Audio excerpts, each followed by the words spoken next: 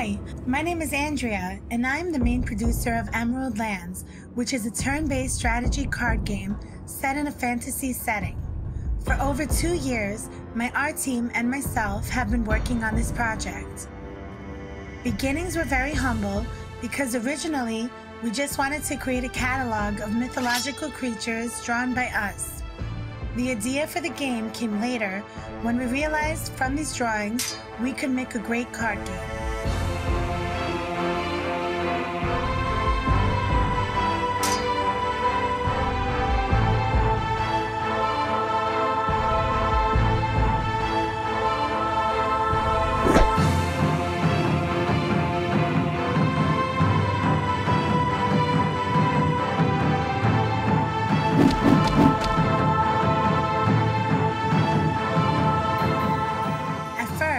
Our team consisted of just 3 people, and other members joined in later.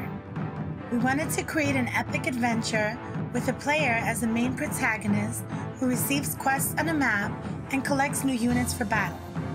At the same time, we wanted card play to be very addictive and fun.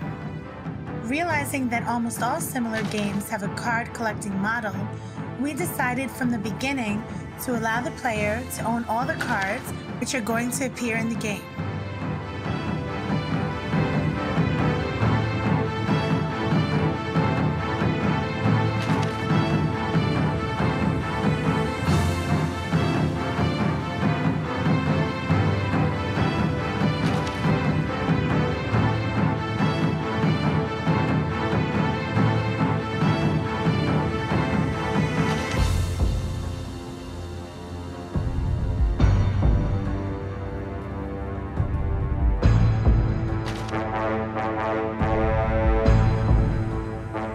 The player collects the cards in a campaign by doing quests, moving on the map, and with it also reveals parts of their story and background.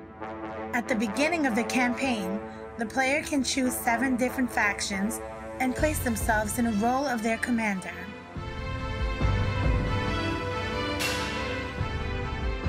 Each of the stories will have a different beginning and end.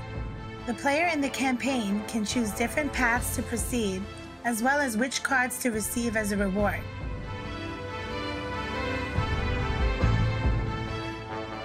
Because we wanted to create a game available for PC and Android, we decided that cards on the battlefield should look big and therefore more detailed if a player chooses to game on mobile devices. Battles are fast-paced with easy-to-understand controls and numbers. Each card's special abilities can be seen by right-clicking on it with a mouse or by double-tapping for mobile systems. Almost all cards for a chosen army are unique for that army, with few exceptions, such as flanked or hired scouts, which belong to multiple armies. Balancing each army has proven to be a formidable task, but we like a challenge and we think we are up for it.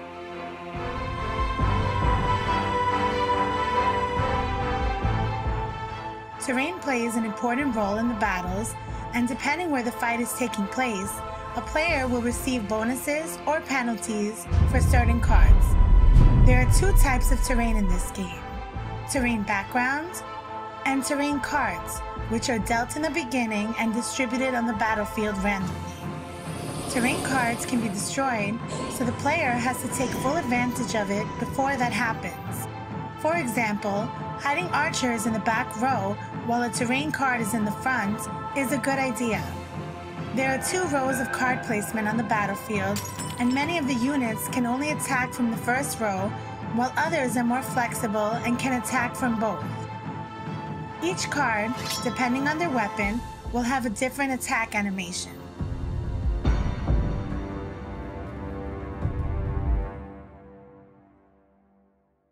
We wanted to create a world that feels gritty, dark, and which really pulls the player into a medieval fantasy setting.